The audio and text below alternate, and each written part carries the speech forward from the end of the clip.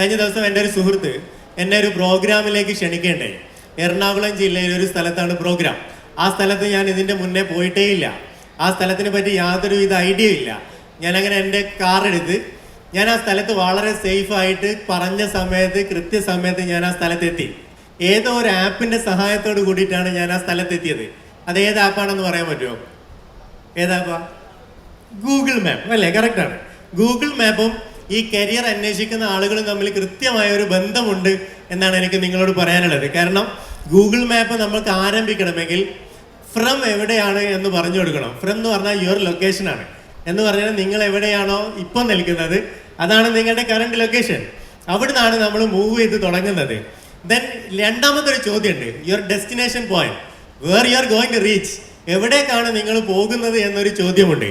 ആ ചോദ്യത്തിനും കൂടി ഉത്തരം കൊടുത്ത് ജസ്റ്റ് സ്റ്റാർട്ട് പ്രസ് ചെയ്താൽ മാത്രമാണ് നമുക്ക് എന്ത് ചെയ്യാൻ പറ്റുക? ഗൂഗിൾ മാപ്പ് വർക്ക് ചെയ്യുക. എന്നാൽ മാത്രമേ ഏത് റൂട്ടിലൂടെയാണ് നിങ്ങൾ പോകേണ്ടത് എന്ന കൃത്യമായ ധാരണ നമുക്ക് കിട്ടുള്ളൂ. അവിടെ തന്നെയാണ് നിങ്ങൾ ഏത് മീഡിയമാണ്, ബൈ റോഡാണോ അല്ലെങ്കിൽ ബൈ എയർ ആണോ അല്ലെങ്കിൽ പിന്നെ കാറാണോ ബൈക്കാണോ ജീപ്പാണോ എന്നൊക്കെ നടന്നാണോ പോകുന്നത് എന്നൊക്കെ ഓപ്റ്റ് ചെയ്യാനുള്ള ഓപ്ഷൻ ഉണ്ട്. അതിൽ തന്നെ NH വഴി പോകണോ അല്ലെങ്കിൽ ഷോർട്ട് റോഡിലൂടെ പോകണോ, ഇങ്ങനെ ഒരുപാട് ഓപ്ഷൻസ് ഉണ്ട്. ഈ ഓപ്ഷൻസിൽ ഏതാണ് നമുക്ക് ഏറ്റവും ഈസി ആയിട്ട് റീച്ച് ചെയ്യാൻ പറ്റുക എന്നൊക്കെ സെലക്ട് ചെയ്തിട്ട് നമ്മൾ ആരംഭിക്കുമ്പോൾ വളരെ കൃത്യമായിട്ട് നമുക്ക് ആ സ്ഥലത്ത് എത്തിച്ചേരാൻ പറ്റും എന്നുള്ളതാണ്. അത് തന്നെയാണ് എനിക്ക് നിങ്ങളോട് ആമുഖമായിട്ട് പറയാനുള്ളത്. നമ്മൾ എങ്ങോട്ടാണ് പോകുന്നത് എന്ന കൃത്യമായ ഒരു ധാരണ ഉണ്ടാവണം. അതെന്തിനാണ് അങ്ങനെ ഒരു കൃത്യമായ പ്ലാൻ ഉണ്ടാവണം എന്ന് പറയുന്നത് എന്ന് ചോദിച്ചാൽ, നമ്പർ 1, നമ്മളെ പോലെ നമ്മൾ മാത്രമേ ഈ ലോകത്തുള്ളൂ. അതുകൊണ്ട് തന്നെ നമ്മൾ എവിടെയാണ് എത്തേണ്ടത് എന്ന് കൃത്യമായിട്ട് തീരുമാനിക്കാനുള്ള അവകാശം നിങ്ങൾക്ക് മാത്രമേ ഉള്ളൂ. നമ്മൾ എങ്ങോട്ടാണ് പോകേണ്ടത് എന്ന തീരുമാനത്തിന് ഉത്തരമെടുക്കേണ്ടത് അപ്പുറത്തെ നമ്മുടെ സുഹൃത്തുക്കൾ എടുക്കുന്ന കോഴ്സിന്റെ പിൻബലത്തിലല്ല, നമ്മളെ ഏതെങ്കിലും ഒരു റിലേറ്റീവ് ഏതെങ്കിലും ജോലി ചെയ്യുന്നു എന്ന ഒരു തീരുമാനത്തിന്റെ അടിസ്ഥാനത്തിലല്ല നമ്മൾ ആ തീരുമാനം എടുക്കേണ്ടത് എന്നുള്ളതാണ് ഒന്നാമത്തേത്.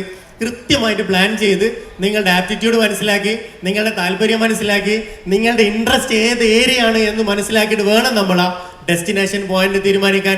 നമ്മൾ യുണീക്കാണ്, നമ്മളാണ് തീരുമാനിക്കേണ്ടത് എവിടെയാണ് എത്തേണ്ടത്. മറ്റൊരു പ്രധാനപ്പെട്ട കാര്യം എന്താണെന്ന് വെച്ചാൽ, ഈ ലോകത്ത് നമ്മൾ ഒരു പ്രാവശ്യം മാത്രമേ ജനിക്കുന്നുള്ളൂ എന്നുള്ളതാണ്. രണ്ടാമതൊരു ജന്മമുണ്ട് എന്നൊക്കെ വിശ്വസിക്കുന്നുണ്ടെങ്കിൽ അവിടെ ചിലപ്പോൾ ജോലി ചെയ്യാൻ പറ്റിക്കൊള്ളണമെന്നില്ല.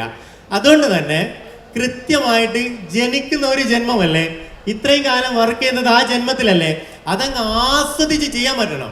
അങ്ങനെയാണെങ്കിൽ നമ്മളെ താല്പര്യ മേഖലയിലായിരിക്കണം നമ്മൾ ജോലി ചെയ്യേണ്ടത്. നമ്മുടെ കരിയർ എന്നുള്ളതാണ് നമ്മൾ മനസ്സിലാക്കേണ്ടത്.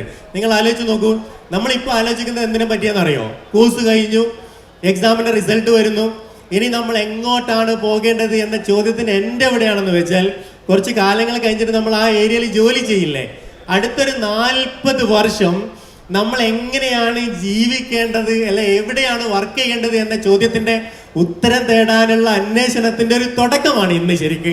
അതുകൊണ്ട് തന്നെ വളരെ കരുതലോട് കൂടി എടുക്കേണ്ട ഒരു തീരുമാനമാണത്. അടുത്ത 40 കൊല്ലം വളരെ സന്തോഷത്തിൽ വർക്ക് ചെയ്യണോ? 40 കൊല്ലം എന്നൊക്കെ പറയുമ്പോൾ ഏകദേശം അറൌണ്ട് 80,000 hours ആണ്, 80,000 മണിക്കൂർ നമ്മൾ എങ്ങനെയാണ് സ്പെൻഡ് ചെയ്യേണ്ടത് എന്ന ചോദ്യത്തിന് ഉത്തരമാണ് നമ്മൾ ഇന്ന് കണ്ടെത്തേണ്ടത് എന്നുള്ളതാണ് എനിക്ക് നിങ്ങളോട് പറയാനുള്ളത്.